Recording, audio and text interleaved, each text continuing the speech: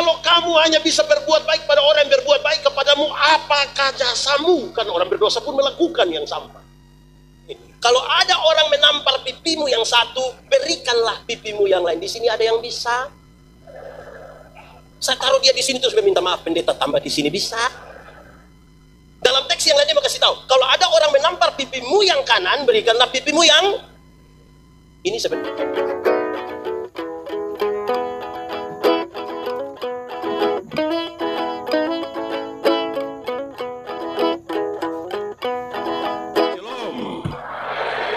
Itu suara terlalu kecil, buat sedikit. Shalom.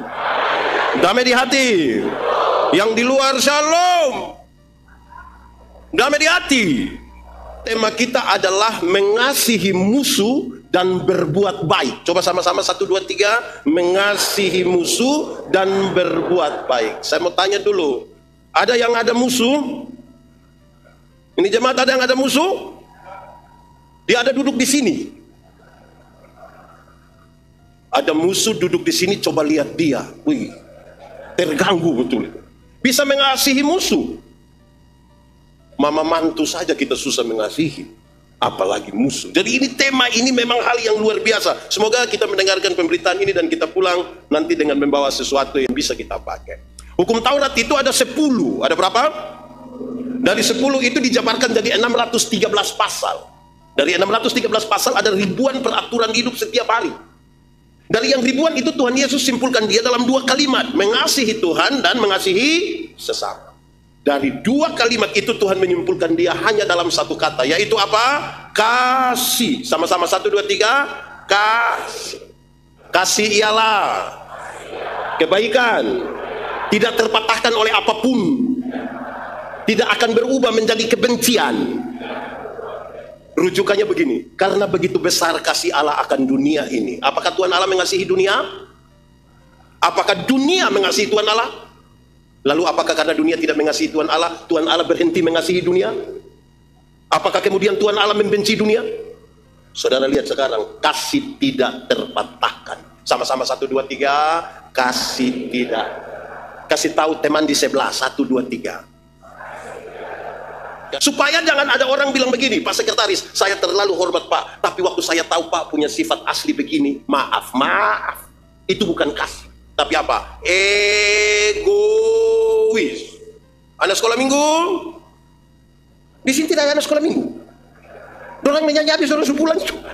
Oh ada, anak sekolah minggu kita menyanyi lagu ini. K-A-S K-A-S apa? Apa? Kasih itu sahabat, tidak suka malu. Sayang seperti kasih Yesus. Oke, kasih itu sabar. Coba, kasih itu sabar. Ada orang ini yang dia punya hidup terlalu menjengkelkan. Ada. Dan firman Tuhan bilang apa? Ada suami yang terlalu menjengkelkan. Ada. Siapa punya suami? Tapi firman Tuhan bilang apa? Ada istri yang sangat. Ada. Firman Tuhan bilang apa? Ada Persus yang tapi firman Tuhan bilang apa? Sabar itu ada 2. Satu, sabar terhadap situasi. Sabar terhadap apa? Ada situasi di mana kita rindu supaya segera selesai, tapi firman Tuhan bilang karena ada kasih mesti apa? Ada jemaat sudah pemalas dengar pendeta khotbah, dia mau cepat-cepat habis sudah. Tapi firman Tuhan bilang apa? Ada anak muda yang ingin cepat-cepat menikah sudah, tapi karena belum ada kerja. Anak muda. Di sini tidak ada anak muda. Ini omong-omong semua. Anak muda, jangan buru-buru menikah. Nikmati dulu masa muda, melayani dulu. Sebab kalau sudah menikah itu, cinta saja tidak cukup. Cinta saja tidak cukup. Siapa yang terlalu cinta, terlalu sayang, dia punya istri, terus dia cari orang yang punya toko, dia bilang, saya terlalu sayang, terlalu cinta sampai istri. Iya, jadi tolong susu 1 dos dulu. Tidak bisa. Pakai bayar. Yang dia punya nama bulan madu itu hanya 1 bulan. Masuk bulan kedua itu dia punya madu sudah habis. Itu tinggal lebah saja. Jadi kalau tanpa kasih itu kita repot sekali. Itu pertama, kasih sabar terhadap situasi. Yang kedua, sabar terhadap seseorang. 1, 2, 3, sabar. Ada mantu yang sebenarnya marah sekali dia punya mertua. Di sini ada tinggal 1 rumah. Menjengkelkan kan? Firman Tuhan bilang apa? Sabar. Ada orang yang hidup itu menjengkelkan sekali tapi sabar. Dalam komunitas berjemaat, ada orang yang kalau rapat itu dia hanya tahu protes saja. Ada di sini, dia pakai baju warna. Firman Tuhan bilang apa? Ada yang di rapat itu dia bertanya saja. Bertanya begitu rupa sampai jawab kembali dia pertanyaan. Di sini ada. Kita sebenarnya marah tapi firman Tuhan bilang apa?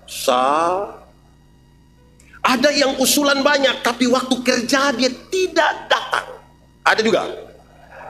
Firman Tuhan bilang apa? Ada yang usul semua hal, tetapi dia sekikir tidak memberi sedikit juga. Ada di sini. Firman Tuhan bilang apa? Ada yang waktu kerja dia tidak ada, tapi pas makan ada juga di sini. Tolong berapa itu? Firman Tuhan bilang apa? Sabar. Ada yang dia datang itu kalau lihat ada makanan dia hanya mau babung.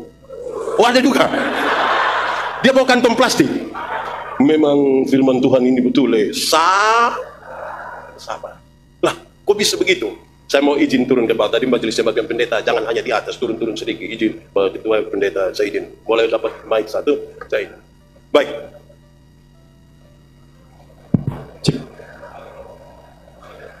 Baik, sudah. Bapak Ibu semua shalom. Damai di hati. Yang paling bisa mengkonfirmasi tentang kasih, sebenarnya kita bicara musuh, tapi yang paling bisa mengkonfirmasi tentang kasih itu adalah ibu-ibu. Siapa? Saya mau tanya dulu, ibu-ibu. Melahirkan itu sakit atau tidak? Terlalu sakit. Mau melahirkan normal atau abnormal tetap sakit. Ya sesar itu abnormal ibu. Waktu ibu-ibu sakit melahirkan, kami suami-suami tidak bantu. Kami hanya dari luar taruh tangan di kepala baru bilang Yesus. Tapi tidak. Sudah bilang Yesus lagi dia bayangkan kira-kira ini anak muka ikut siapa ini. Paling-paling. Sekarang saudara lihat sudah sakit melahirkan harus bilang kepada anak-anak semua ini. Ini termasuk yang baju hitam. Waktu kamu masih kecil kamu punya jam tidur, orang tua punya jam. Orang tua punya jam tidur, anak-anak punya jam. Banyak orang tua tidak tidur gara-gara kamu. 2:30 subuh juga masih ada orang tua gendong-gendong DP anak begini, betul? Dalam keadaan sempoyongan karena tidak tidur lagi. Seringkali ibu-ibu dipaksa menjadi penyanyi.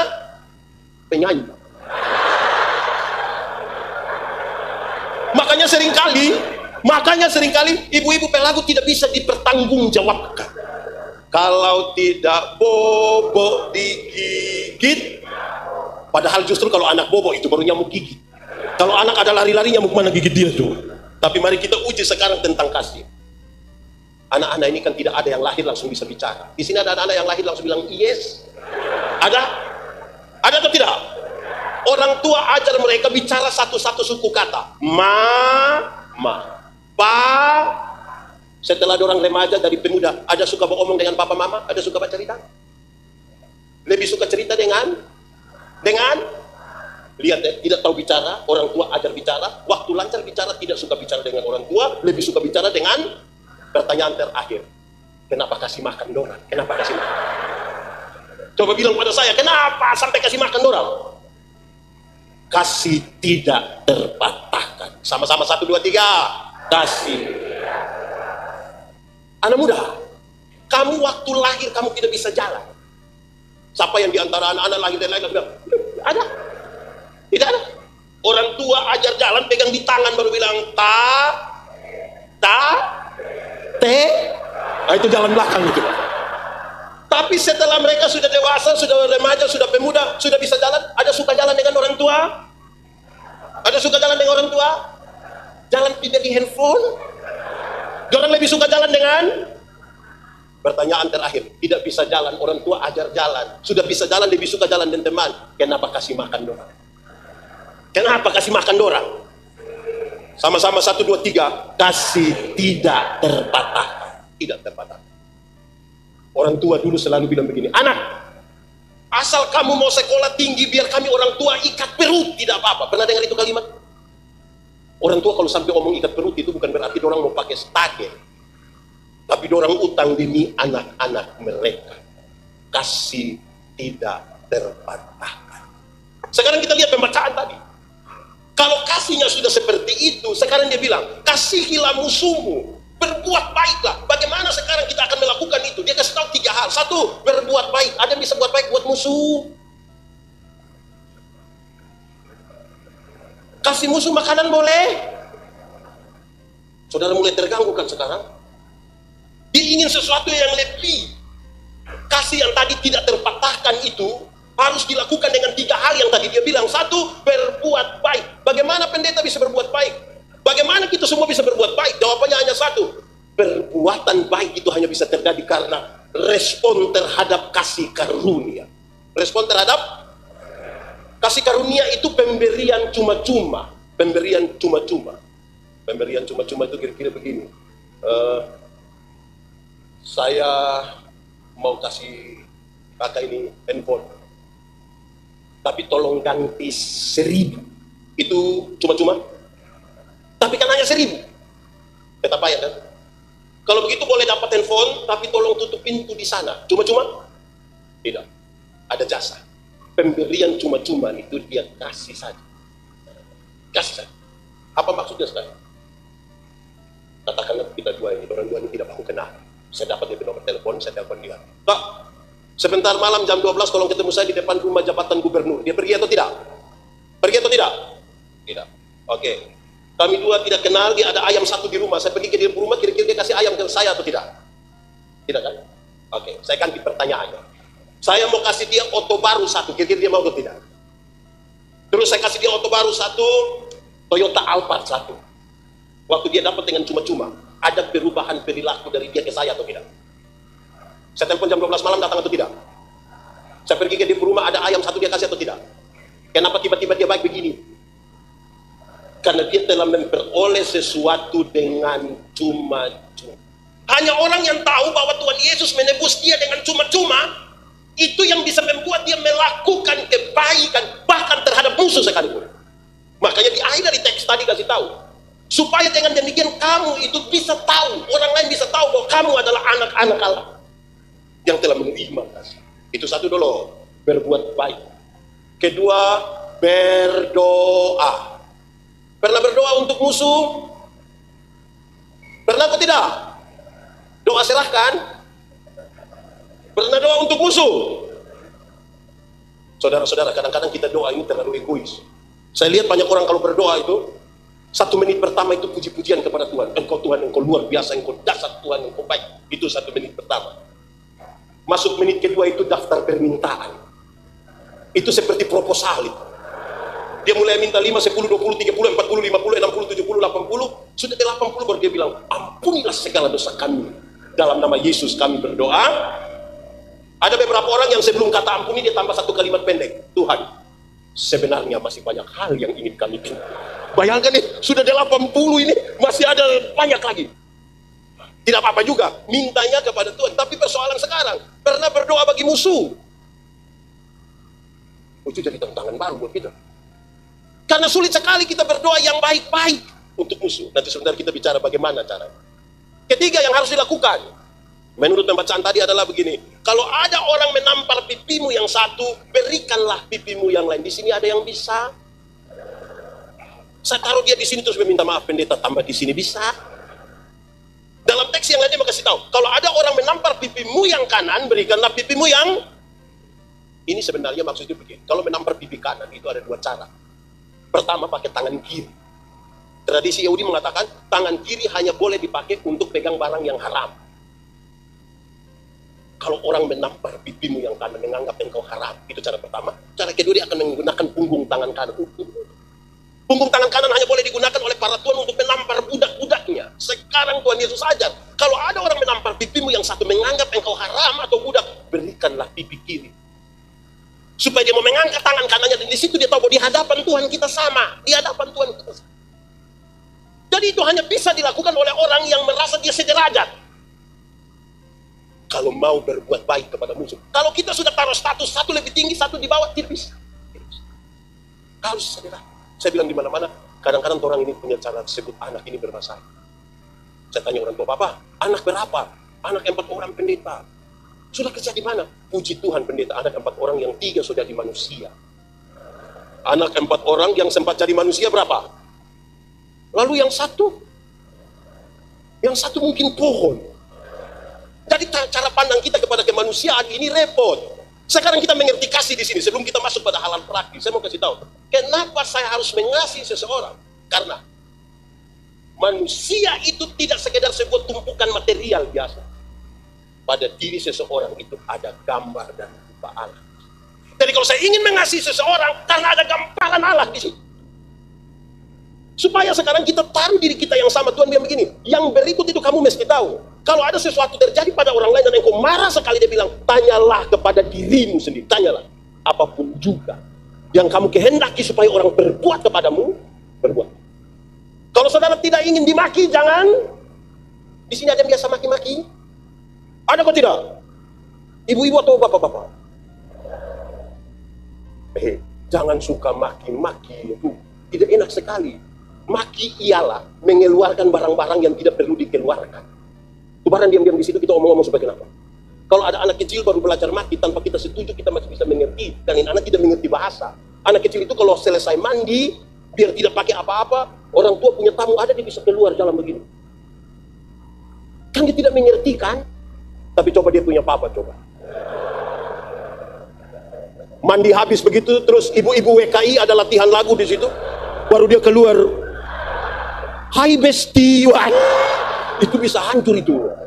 Jangan begitu. Apapun juga yang kamu kehendaki supaya orang berbuat kepadamu, berbuatlah demikian. Kalau saudara ingin dihargai, maka kalau saudara ingin dicintai, maka hal itu begitu serius. Oh, cintailah. Ya kira-kira begitu. Supaya Tuhan bilang begini, coba kau tanya yang kau punya diri. Engkau mau apa? Cara pandang orang terhadap kamu. Apa yang engkau mau? Kenapa? Manusia tidak pernah ditakdirkan untuk hidup sendiri. Tidak pernah. Sejak awal manusia itu makhluk sosial. Ketergantungan terhadap orang lain itu tinggi sekali. Kita hidup tidak untuk diri sendiri. Kita hidup juga untuk orang lain. Amin. Sekarang saya mau tanya. Semua ada nama? Kita punya nama sebenarnya untuk siapa sebenarnya? Untuk kita dan orang lain. Kenapa? Karena tidak ada orang memanggil namanya sendiri. Betul tidak? Siapa di antara kita yang pas mau makan terus dia bilang, Yandi, makan. Kan tidak. Tidak ada orang memanggil namanya sendiri. Kita nama ini untuk orang lain yang panggil. Amin. Kita makan. Ini pernah makan? Makan kok tidak? Makan? Bungkus? Makan ya, makan. Kita ini makan sebenarnya untuk siapa coba? Kita makan untuk siapa coba? Untuk diri dan orang lain. Bagaimana pendeta saya makan untuk orang lain? Dia makan untuk orang lain.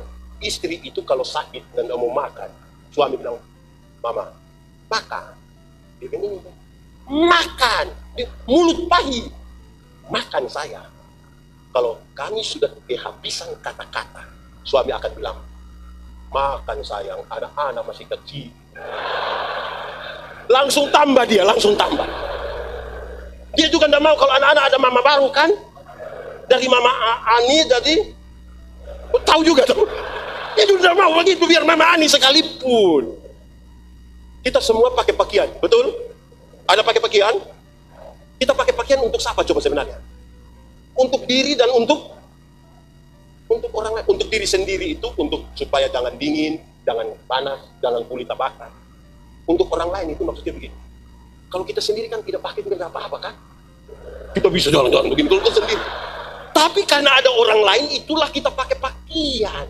Amin. Supaya jangan orang ketemu kita. Jadi karena kita hidup dengan orang lain, maka tanya sekarang, apa yang kamu kehendaki orang berbuat bagimu? Karena kita hidup dengan orang lain. Amin. Itu yang harus kita lakukan. Nah, sekarang kita masuk pada hal teknis ya. Sekarang Pendeta Yandi mengasihi. Kita lebih sayang kita punya diri atau lebih sayang orang lain? Lebih mengasihi diri atau mengasihi orang lain? Mengasihi? Alkitab bilang begitu. Kasihilah sesamamu seperti yang kau mengasihi. Oke. Apakah orang yang mengasihi dirinya, dia mau terluka? Mau terluka? Apakah orang yang mengasihi dirinya, dia mau dia berhati sakit? Kalau pendeta yang mengasihi diri, dia harus berhenti membenci orang lain. Sebab kalau orang itu kita nggak suka, waktu lihat dia bermuka kita senang. Waktu orang bicara dia berkebaikan kita senang. Waktu dia bilang shalom pendeta, pendeta aku senang. Kalau pendeta sayang dirinya, dia harus berhenti membenci orang lain. Makanya Tuhan Yesus bilang, tanya dan kau punya. Poin berikut dulu. Bagaimana hal itu bisa dilakukan kepada musuh?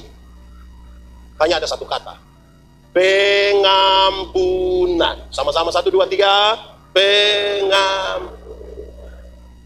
Banyak orang bukan mengampuni, tapi berusaha melupakan masalah. Mengampuni itu bukan melupakan masalah. Makin sakit hati, makin tidak bisa lupa.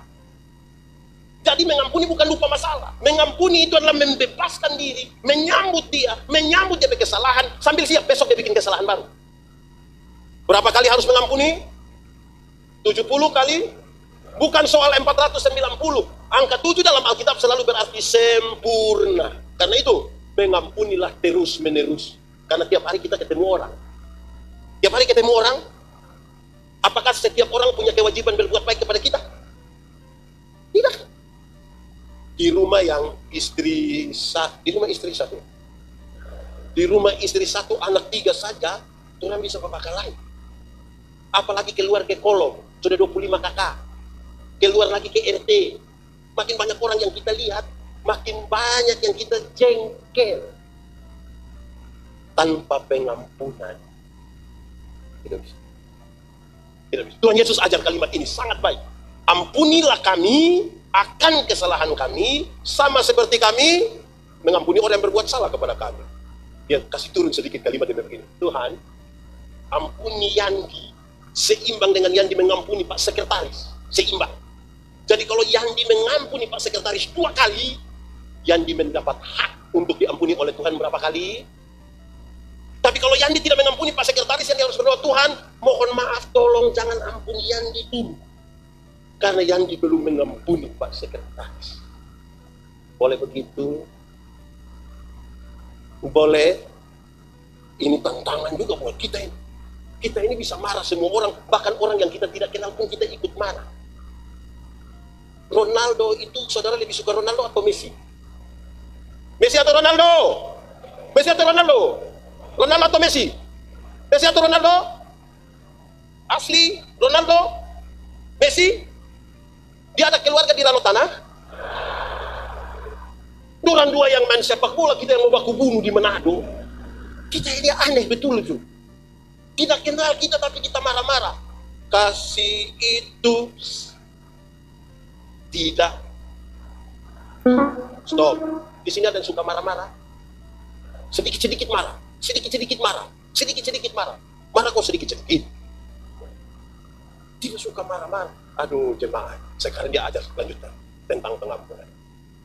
Pengampunan itu punya 2 sisi yang serius. Pertama, pengampunan itu satu paket dengan pendamaian. Di mana ada pengampunan, di situ ada pendamaian. Ada orang yang mau mengampuni tetapi tidak mau berdamai. Yang mau mengampuni tapi tidak mau berdamai itu dia suka bilang begini, pendeta, untuk marah kita tidak marah, untuk marah kita tidak marah. Dia mau datang silakan.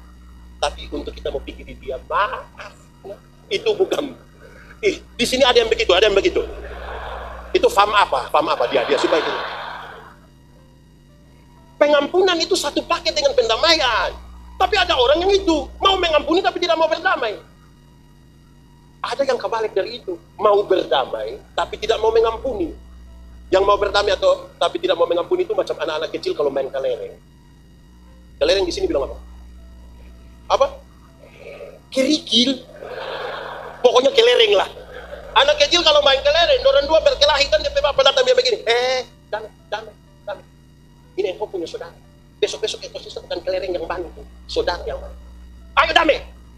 Dia bicara damai ini kan kita kalau damai kan pakai jabat tangan kan. Di sini ada begitu. Yang damai pencitraan ada. Dia Persus.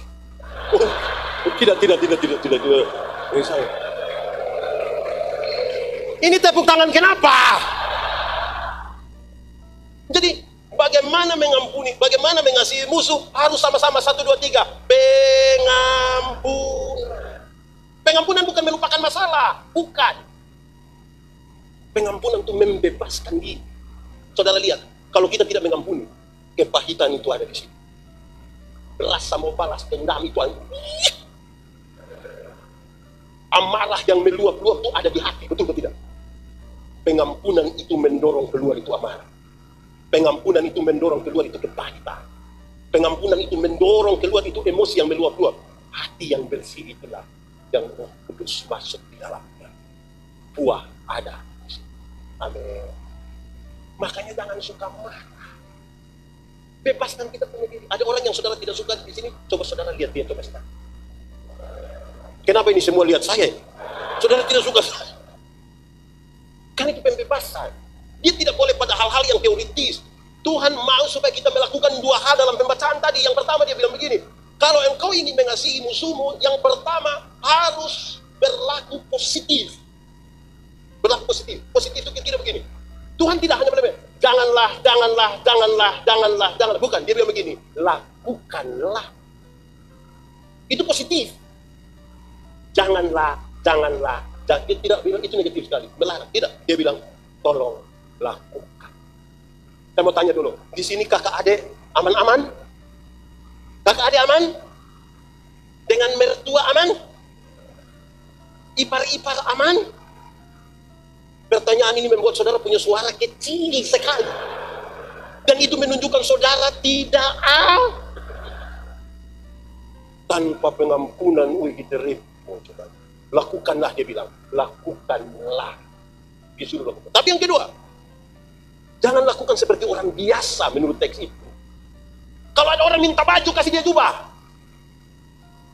Kalau orang suruh jalan 1 mil, jalan 2 mil. Kalau kamu hanya bisa berbuat baik pada orang yang berbuat baik kepadamu, apakah jasamu? Kan orang berdosa pun melakukan yang sama. Lakukan lebih sedikit. Kita mau makan, terus ada yang datang, ambil kita makanan. Kita tanya dia, mau tambah? Bisa? Boleh? Serius, saudara berat sekali di sini. Memang sakit, tapi yang dia minta begitu. Lakukanlah sesuatu ekstra. Saudara tahu, hanya dengan kasih tadi kita bisa melakukan itu. Saya melayani di satu tempat. Orang mau saya tinggal di rumah jemaat. Oke, jemaat ini senang sekali pendeta yang mau tidur di situ. Dia tanya pada panitia, siap apa di pendeta kamar ini?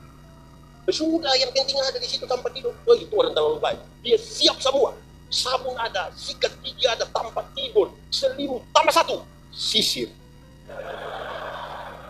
Waktu saya lihat ini sisir, ini saya dalam hati, dia maksud apa ini? Kadang-kadang kebaikan pun orang bisa lihat tak salah ini. Menurut saudara saya sisir apa? Kebaikan itu kadang-kadang dia melewati dari apa yang seharusnya. Itu kalau orang ada kasih kan? Amin. Orang tua dulu, ibu-ibu dulu itu kalau anak-anaknya sakit, orang bisa tulis di diari. Dulu kan belum ada Facebook kan, dia tulis di diari, Tuhan, kalau Tuhan biar tenang, biar kita yang sakit, jangan ini anak yang sakit.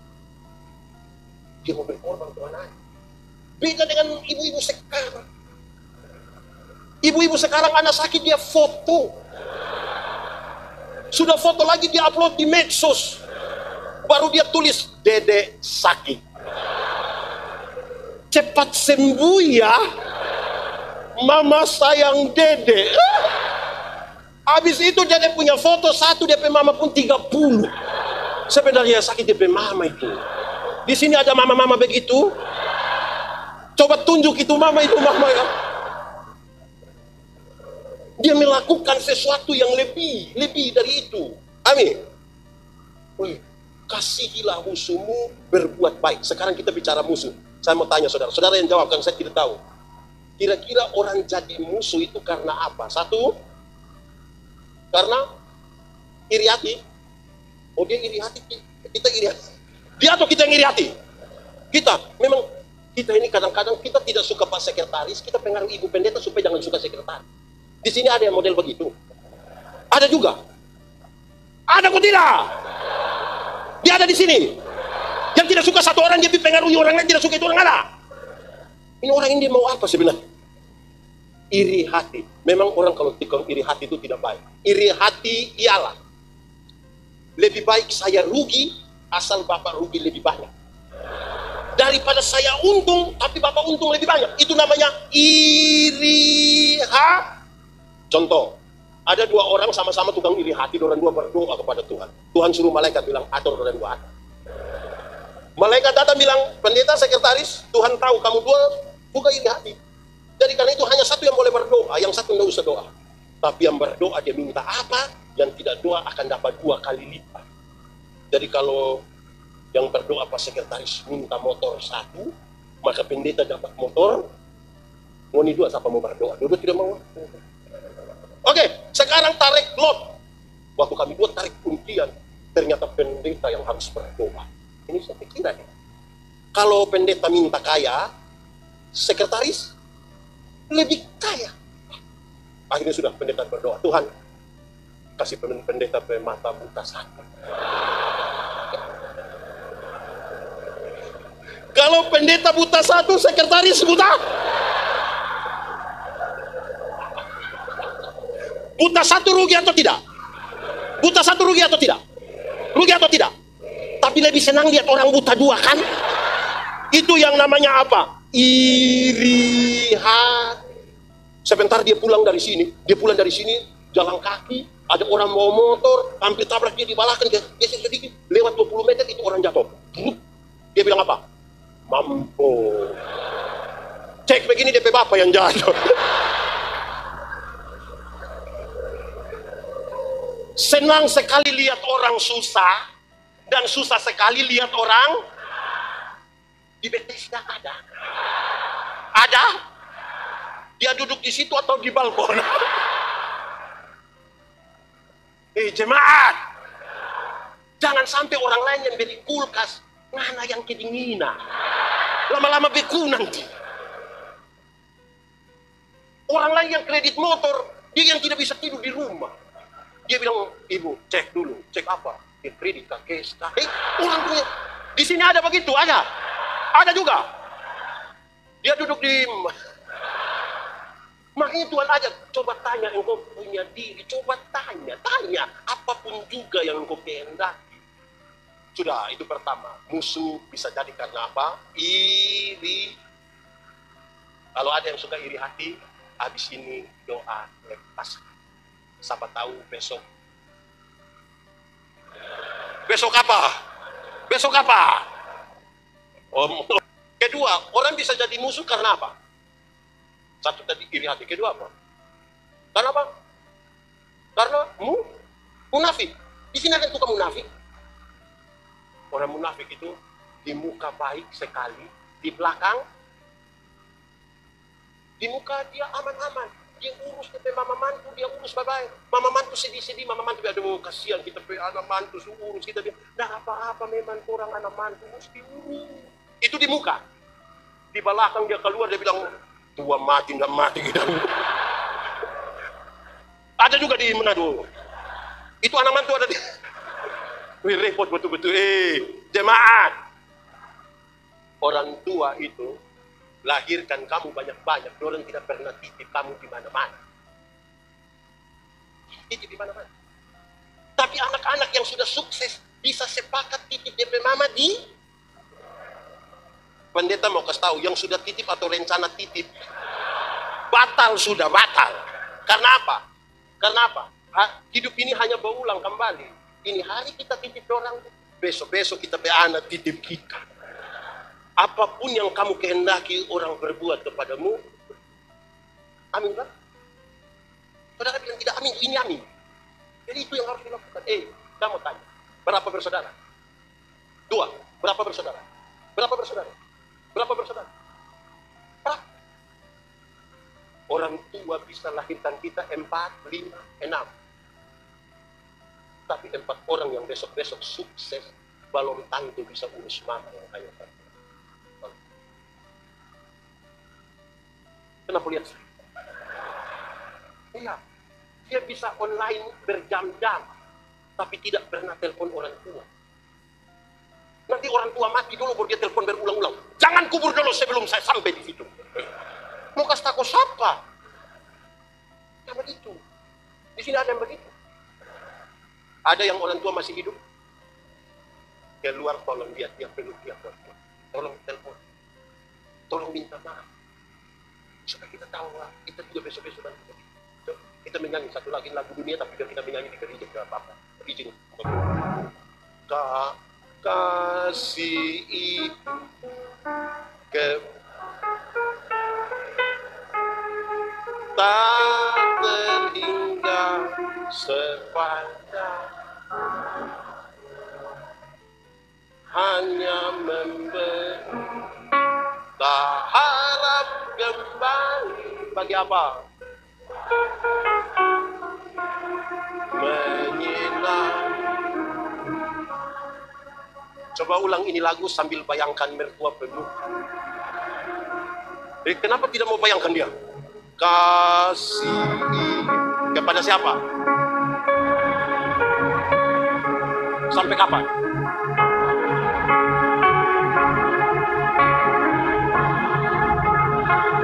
Yang di luar hanya apa coba? Harap kembali atau tidak? Dia seperti apa?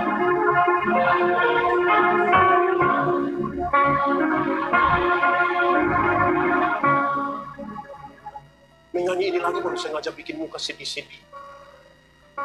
Lihat orang tua masih hidup itu. Jangan kita bicara musuh dulu. Orang tua masih hidup itu tolong perhatikan. Orang tua susah tidak pernah kirim beras. Tidak pernah kirim minyak sedikit, tidak pernah ada susah ini. Tapi orang tua mati dia bawa babi besar. Itu juga utang. Sampai sana sengaja pukul babi.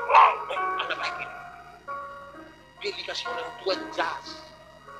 Kasih pakai sepatu. Ini orang tua hidup. Tidak pakai sepatu, jalan kaki, tidak ada alas, jadi jari-jari terbuka begitu. Pas mati dia beli sepatu, baru katanya kalau beli untuk orang mati jangan tawar, jangan tawar. Nah sepatu mana mau masuk di jari yang begitu? Akhirnya dia sandar. Ada harga lagi di sini. Repot kita pun hidup ini. Jadi tanya ulang, apapun yang kamu perbuat, yang kamu rindukan orang berbuat kepadamu, tolong lakukan. Saya tidak tahu di mana, di beberapa tempat saya ketemu saudara-saudara. Ketika ada kematian, ada yang itu peti taruh orang tua berpakaian, ada yang taruh Alkitab baru. Di sini ada yang dia hidup saja dia tidak baca. Sekarang dia so mati baru kita suruh dia mau baca. Aneh kita punya otak ini. Teman, yang sudah baca kasih habis Alkitab boleh angkat tangan. Ada 1, 2, 3 barangkali, 4, 5, mungkin 1%. Saya mau kasih tahu. Yang so baca kasih habis saja belum tentu mengerti. Yang so baca kasih habis. Apalagi yang tidak ada. Pendeta Yandi ini pendeta jemaat. Kalau dia kadang-kadang pergi ke rumah jemaat, dia tidak bawa HP, tidak bawa Alkitab. Sampai sana baru dia bilang, Bapak, coba ambil Alkitab. Bapak ke belakang itu lama sekali baru dia datang. Yang menarik, datang dia bawa Alkitab satu. Dia Famanobe, tapi di Alkitab tulis Manopo. Ini pasti pinjam, pasti pinjam. Pasti. Yang aneh, Alkitab dia tidak ada, tapi motor 2. Ada juga begitu di Manado. Di Bethesda ada. Kalau Alkitab tidak ada tapi motor 2, hanya 2 kemungkinan. Kemungkinan pertama Alkitab lebih mahal dari, sehingga dia bisa beli motor tapi tidak bisa beli. Atau kemungkinan yang kedua dia so hafal kasih habis Alkitab. Jadi kita di kemungkinan pertama atau kedua. Repot itu sudah. Jadi kalau kita tidak punya itu, kita mau belajar apa? Pada akhirnya kasih itu sebuah tindakan. Tidak ada laki-laki yang dia suka itu perempuan, dia datang dan bilang, saya terlalu suka. Harus ada tindakan kan? untuk melakukan sesuatu sebagai bukti dari kasih. Karena itu dia tanya dua. Pertama, apapun juga yang kamu perlu, coba tanya dirimu, apa yang mau orang berbuat padamu. Tapi yang kedua, dia harus mengampuni. Dan pada akhirnya disebut kita akan bukan kata. Saudara, zaman sekarang yang sudah maju begini saja, orang iri hati tadi ada, orang yang munafik itu ada. Sepanjang hidup dia tidak urus orang tua. Nanti pas orang tua meninggal, dia sengaja duduk paling depan. Pejabat datang, dia sengaja menangis paling depan. Suruh dia diam, itu pencitraan. Amin, sudah dua. Musuh bisa satu karena iri hati. Kedua karena... Ketiga apa lagi? Sebut empat, suruh mau tiga ini. Ketiga apa? Orang bisa jadi musuh karena apa? Di sini ada yang sombong. Banyak yang sombong. Ada di sini. Orang sombong itu susah duduk sama-sama. Karena orang sombong itu suka cerita tinggi di langit. Betul. Ada 3 orang yang sombong, sama-sama suka cerita tinggi, sama-sama tukang pancing ikan. Orang 3 duduk bercerita begitu, yang satu bilang begini, kalau pancing ikan di sana, kita baru buang 1 mata kail, 3-4 ekor ikan datang sekaligus. Yang kedua bilang, itu kurang. Kalau dalam pancing di sana, itu belum buang itu mata kail, kita baru buang satu mata kail. Yang 3-4 ekor ikan itu bahwa memang dia beda. Yang satu dia juga tidak mau kalah, dia bilang, ngoni 20 itu kurang. Kalau pancing di sana, itu belum buang itu mata kail, ikan suka luar. Kau bilang, om, pancing kita dulu, om. Saudara lihat kalau orang sombong, orang tinggi hati. Suami istri pernah bertengkar, atau orang di sini tidak pernah ada bertengkar suami istri? Pernah bertengkar? Waktu bertengkar, suami mengalah duluan atau istri mengalah duluan? Istri atau suami? Suami atau istri? Istri atau suami? Suami atau istri? Kadang-kadang kita sama-sama tahu bahwa mengalah itu baik, tapi waktu suami istri bertengkar, dua-dua tidak mau mengalah. Malam suami tidur di kebun dengan ular. Kalau terpaksa tidur sama-sama, suami hadap kiri, istri hadap baku omong, kok tidak? Bangun pagi istri tetap bikin kopi, tapi tidak antar. Dia panggil anak kecil satu, baru dia bilang begini, anak kasih papa juga. Papa terima kopi di ruang tamu, papa bilang, mama yang suruh. Ini anak dari ruang tamu datang, dia mama tanya, papa bilang apa? Ada juga begitu di sini. Dengan istri saja dia tidak bisa mengampuni, tapi cita-cita memenangkan Indonesia bagi dia. Cerita tinggi. Dia mulai dari rumah. Saya nasihat banyak suami, saya bilang, suami. Di sini suami hanya 5. Suami. Saudara bertengkar dengan teman kantor itu ringan, dia beban. Jangan coba-coba bertengkar dengan istri, bebannya berkali-kali lipat. Bangun tidur, dia ada di sebelah. Bolong sisir rambut. Kita pergi dapur, ada dia atau tidak? Ke ruang tamu dia ada atau tidak? Di ruang keluarga DP foto yang paling besar boleh lihat itu. Jangan coba-coba bertengkar. Cari mas. Karena itu bikin baik-baik toh. Amin. Suami istri aman. Saya lihat kurang aman. Nah, kita ada di 193 tahun. Pendidikan sebenarnya. Pekabaran Injil itu banding mulai dari pendidikan. Gemis juga begitu. Bukan sekolah-sekolah duluan baru kemudian gereja. Kalau kita bilang belajar, kita hafal dulu, ikut pendeta omong. Belajar ialah perubahan tingkah laku. Dari tidak tahu menjadi tahu. Dari tidak bisa menjadi bisa. Belajar itu punya 4 tingkatan. Berapa tingkatan? 1. Belajar untuk tahu. Sama-sama 1, 2, 3. Belajar untuk tahu itu bagus. Saudara bisa dapat informasi dari banyak sumber. Dari guru, dari Google, dari buku, dari pengalaman. Silakan. Belajar itu baik. Tapi itu tingkatan paling dasar. Itu tingkatan terbaik. Kedua, belajar untuk tahu dan melakukan. 1, 2, 3. Belajar untuk tahu dan banyak yang sudah tahu tapi belum tentu bisa melakukan. Kalau ada 100 orang yang sudah tahu, waktu uji dari pengetahuan adalah tindakan. Dari 100 orang waktu kita suruh coba, tetap atau turun? Turun. Orang tanya saya, orang tanya kita, pendeta, Waktu kita bawa materi tentang berkhotbah, dia tanya, pendeta, khotbah yang baik itu yang bagaimana? Saya bilang, kau maksud apa? Dia bilang, khotbah yang baik itu tulis atau tidak tulis?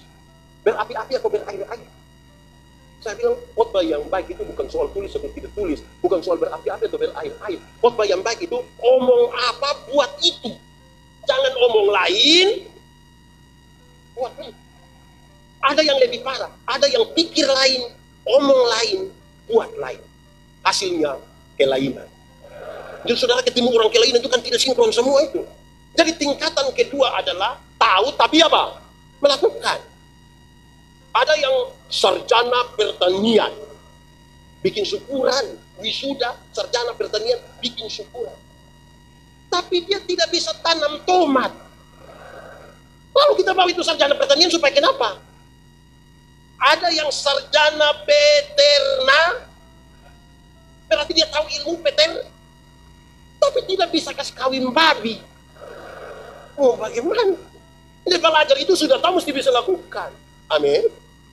Ada yang sarjana olahraga. Kita tanya, sarjana olahraga? Yuk, coba salto.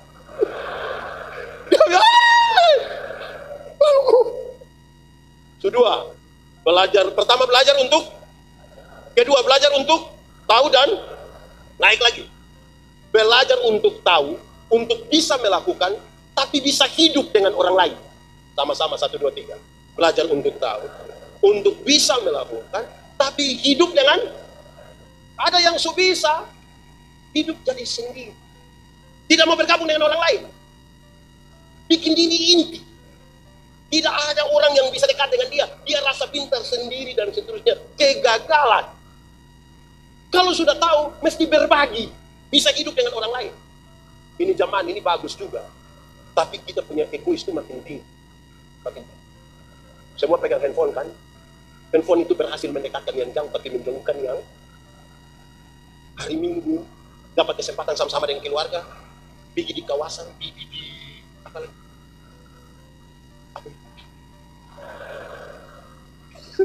Di Mantos mau makan, suami, istri, anak, 4 orang duduk, tidak pakai ngomong, masing-masing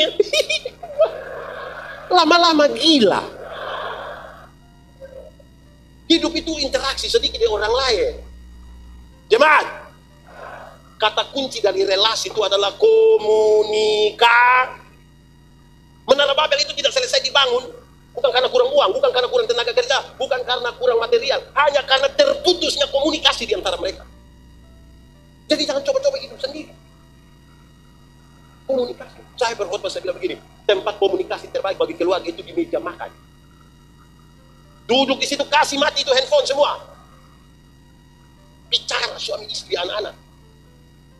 Ini duduk di situ, handphone bunyi, suami ambil bukan terima di situ, dia sengaja keluar baru bilang, halo. Halo.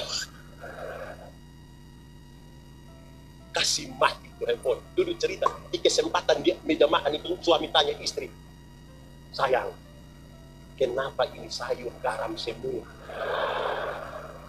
Terus istri bilang, minta maaf jo papi, sayang, aduh minta maaf. Tadi waktu kita tumis ini, kita terlalu ingat papi. Kita kira papi garamnya kita ambil, kita taruh-taruh. Tanya yang laki-laki, kan ada laki-laki, ada kita tanya, laki-laki, di sekolah tadi dapat berapa? Tadi kita dapat 10. Lu macam bakar. Pintar sekali. Tanya anak perempuan, tadi di sekolah dapat berapa? Aduh tadi matematika susah, kita dapat 3. Aduh macam mama pakai keluarga saja. Tapi komunikasi. Komunikasi. Jangan berusaha hidup sendiri. Majelis, tadi saya datang ini dua kesenangan betul. Saya senang sekali. Datang ini majelis jamaat di belakang ini bisa bercerita, bagus itu kok. Aman kok tidak kalau begitu. Tepuk tangan dulu ke si Bill. Itu bangga sekali saya. Kebanggaan yang kedua, Ibu Pendeta, memang saya baru pernah ketemu betul. Jemaat di sini rajin-rajin gereja semua. 5:30 ini. Aduh, kita tepuk tangan dulu ini. Wih, ini masuk surga semua, ini masuk surga semua. Wih, tiap minggu begini dunia sedikit kiamat di sini nih. Memang rajin-rajin begini bagus kan? Ini rajin betul. Jangan berusaha sendiri-sendiri. Hidup tuh rame-rame, berkumpul. Orang tua dulu ajar kita tentang kebersamaan toh. Nah, itu ketiga. Keempat, yang paling tinggi. Belajar untuk tahu, untuk bisa melakukan, hidup dengan orang lain, tapi tetap menjadi diri sendiri. Itu paling tinggi dari sebuah pelajaran. Sama-sama 1, 2, 3. Untuk tahu, untuk bisa melakukan, hidup dengan orang lain, tapi lebih realistis yang kita punya. Jangan berusaha hidup jadi orang lain. Jangan berusaha jadi orang lain. Menipu diri itu berat. Jadilah diri sendiri. Tidak usah paksa diri. Itu belajar yang paling tinggi. Dan itu sangat praktis bagi kita. Saya bilang tadi, iman itu, nilai itu pada akhirnya kasih itu sebuah tindakan. Nah, tindakan kita apa? Cukup menjadi diri sendiri. Hari ini saudara-saudara, kadang-kadang kita merasa kalau kita jadi orang lain itu lebih bangga di negeri. Jadilah diri sendiri. Orang kadang-kadang bilang pendeta, yo, kenapa hidung begitu? Kenapa saya begitu? Itu muka hidung semua. Tinggal saya hidung kok, kenapa? Ada satu hari saudara, kami berdiskusi. Ada sebuah gejolak di bangsa itu. Terus ada sebuah diskusi tentang merawat kebinekaan. Pendeta Yandi diminta sebagai salah satu yang jadi narasumber. Pergi di satu kota, saya pergi pakai celana jeans, pakai pants, tangan baju. Terus ada court di sini. Pimpinan agama dong hadir di situ. Terus pas datang, MC bilang begini, oke, mari kita semua berikan aplaus salah seorang narasumber, sudah datang, orang tepuk tangan, tapi yang lain lihat saya. Saya suka. Waktu pas mulai materi saya bilang begini, baik. Materi ini kita mulai dengan teka-teki. Materi dimulai dengan TK, habis TK,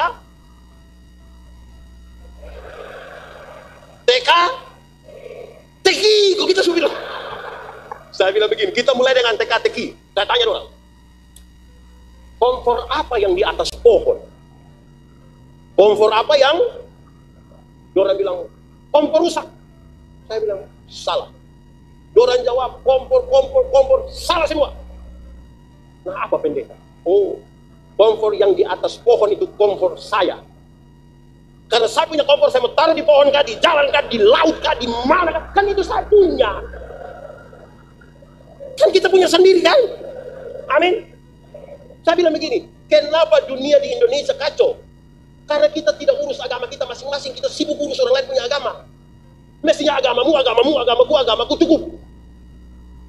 Kalau engkau tidak mengerti Trinitas, jangan tanya di orang yang bukan Kristen, tanya di saya yang jawab. Kan kita punya kan? Orang mulai mengerti, terus kita tahu, ini kepala siapa punya. Orang bilang pendeta punya, betul. Kan ini pendeta punya, kita mau God begini kah, kan kita punya. Hidup itu jadi yang kita punya sendiri kan? Paling tinggi belajar untuk tahu, untuk bisa melakukan, hidup dengan orang lain, tapi tetap jangan berusaha jadi orang lain. Jemaat, saudara boleh baku dapat dengan siapapun, orang denominasi manapun silahkan, karena kita bergaul dengan semua orang. Tapi identitas diri sebagai orang genuine itu jaga di sini. Bukan hari gereja di sini, besok di Pentakosta situ, lusa di sini ada yang begitu, tunjuk dia yang mana saya kasih tahu. Jadi kita boleh baku dapat dengan siapa saja, tapi tetap jadi diri sendiri. Ekspresi itu hal yang berbeda-beda. Tapi jadi kalau kita punya anak ada 4 orang, pergi di Jakarta pulang kita bawa baju ampa, cara anak berespon terhadap ini baju beda-beda. Kita kasih anak pertama dia bilang, punya bapak terbaik. Anak kedua bilang, anak ketiga bilang, berapa? Anak keempat dia diam-diam. Mana yang disebut anak? Mana yang dia nama? Semua cukup. Aman cukup. Jadi biarkanlah masing-masing. Baku dapat yang sama pun tidak apa-apa. Kita hidup ini terlalu banding-banding. Membanding-bandingkan itu orang tidak aman. Kami Natal di pedalaman timur. Natal dengan 2 TKW. Kami makan kue itu kue seragam. Dia bernama kue Solo. Kue cucu. Besar kepili. Kita tidak tahu orang pakai tepung apa, yang pasti kita punya macam punya karet. Tidak habis-habis.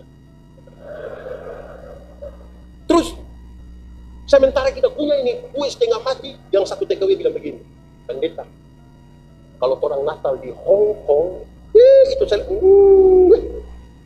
yang satu bilang kalau kita Natal di Macau, hei, ini Tuhan di Timor.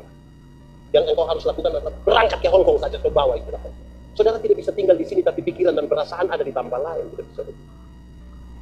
Mau hidup bagaimana kalau tinggal di sini, pikiran dan perasaan ada di tempat lain? Jangan banding-banding. Kenapa? Bis orang tua dulu ajar, di satu waktu yang sama, kejar keluar nusa sekaligus dua-dua tidak dapat. Terus kita orang yang mendua hati tidak akan pernah tenang dalam hidupnya. Bagi seorang perempuan dewasa belum menikah, ada dua laki-laki suka dengan dia, yang harus dia lakukan adalah ambil keputusan. Tidak bisa tiap malam dia hanya bilang, ini atau ini. Lama-lama tidak jadi dua-dua. Amin toh? Ini saya mau tanya dong, ibu-ibu, kalau suami banding ibu-ibu dengan ibu-ibu lain, senang? Pulang dari sini terus suami bilang, "Ma, ya, kenapa tidak sama dengan ibu di sebelah?" Pas ibu kau pindah ke sebelah sana. Jadi ambil keputusan. Orang kalau mau bertumbuh di mana harus dari diri sendiri ambil keputusan. Saya mau tanya dulu, masak Indomie itu cepat atau lambat? Cepat atau lambat? Lambat atau cepat?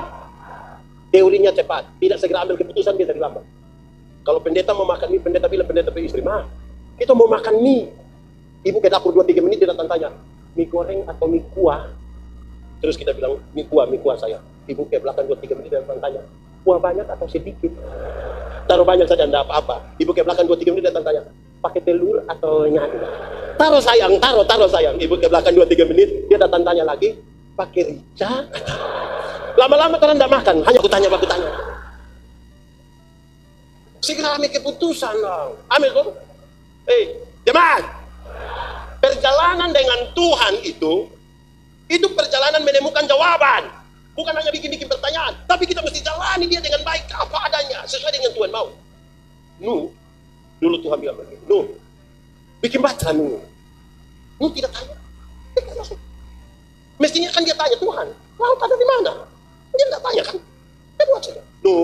Nanti bikin dia tingkat-tingkat begini ya, dia tidak tanya, dia kerja. Nanti bikin kamar banyak-banyak, dia tidak tanya. Mestinya dia tanya, "Tuhan, kau ini orang hanya 8 orang, itu pun suami istri, kamar apa cukup?" Dia tidak, dia kerja.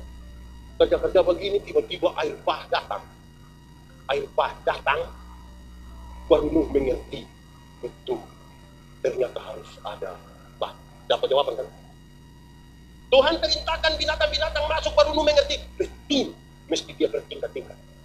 Bayangkan kalau di samping Nuh punya kamar itu ada kandang babi di sebelah. Kan Nuh yang susah kan? Binatang-binatang mulai masuk, buaya masuk, singa masuk, semua masuk.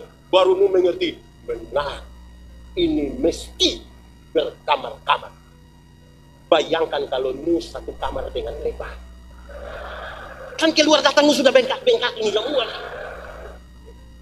Jadi kalau Tuhan mau apa, jalankan saja tuh. Amin. Tidak usah terlalu. Nah, yang paling terakhir sudah lapar? Yakin belum? Jemaat, yang paling terakhir itu kita butuh berpikir positif sama-sama. 1, 2, 3. Kenapa berpikir positif itu penting? Untuk sesuatu yang Tuhan bilang tadi, engkau mesti berdoa bagi musuhmu dan berbuat baik. Kenapa berpikir positif?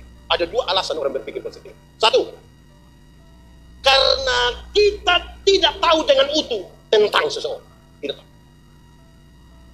Tidak ada orang yang dia tahu satu orang itu secara utuh. Tidak. Suami istri sekalipun, tidak ada suami yang tahu dia punya istri utuh. Begitu pun. Suami istri coba renungkan. Ternyata ada hal yang kita tidak sampaikan kepada istri.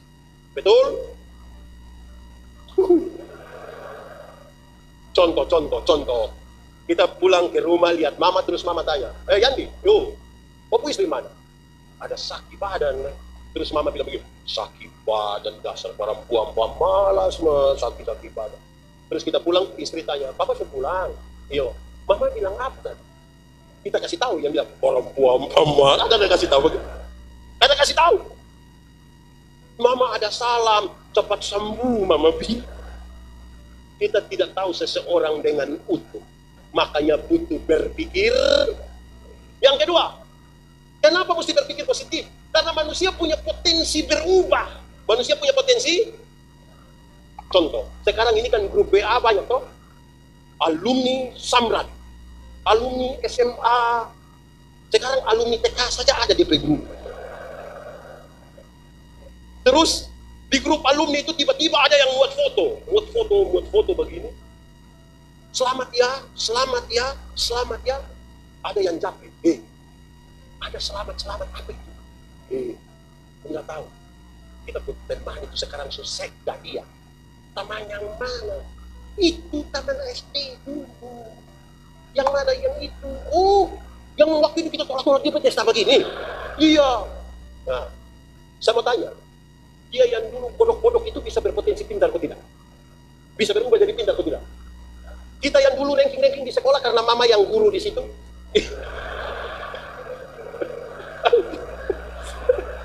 Oh, di sini ada yang DP mama guru kan DP anak ranking. Kita yang dulu pintar-pintar ada potensi bodoh kok tidak? Ada juga kan? Karena orang punya potensi berubah, maka mulailah dengan berpikir. Saya khotbah tentang berpikir positif, terjadilah dua hal. Hal pertama, saya pulang dari tempat pelayanan yang ikut pendeta, istri saya pendeta. Saya yang bawa mobil. Drive begini pas sampai di lampu merah, ada orang bawa mobil pendeta. Memang terkaget. Ibu pendeta, manusia sembarang saja. Mama berpikir positif. Papa mau pikir positif, bagaimana manusia jalan model begini? Mama berpikir. Iya, tapi kalau misalnya celaka kan kasihan DP istri, kasihan DP anak, keluarga semua. Mama berpikir. Terus ibu pendeta bilang begini, oke, saya mengalah, saya salah. Coba papa yang biasa berpikir positif, lihat keadaan begitu, coba berpikir positif. Coba papa berpikir positif. Oh, gampang mama, gampang. Bagaimana gampang? Oh, dia ada buru-buru. Barangkali dia semua mencret. Jadi dia ada buru-buru kan? Iya kok tidak? Orang kalau ada mencret dia mau jalan pelan-pelan begini kan tidak mungkin. Begitu kan? Berpikir, jadi cepat. Jadi kalau pulang sebentar ada yang lari motor cepat, kemungkinan besar dia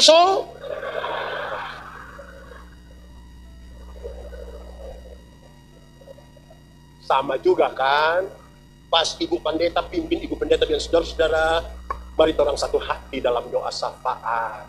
Pas saudara mau berdoa kan, pas separuh tutup mata, separuh kan bilang, betul? Di Bethesda ada? Kemungkinan besar dia mau.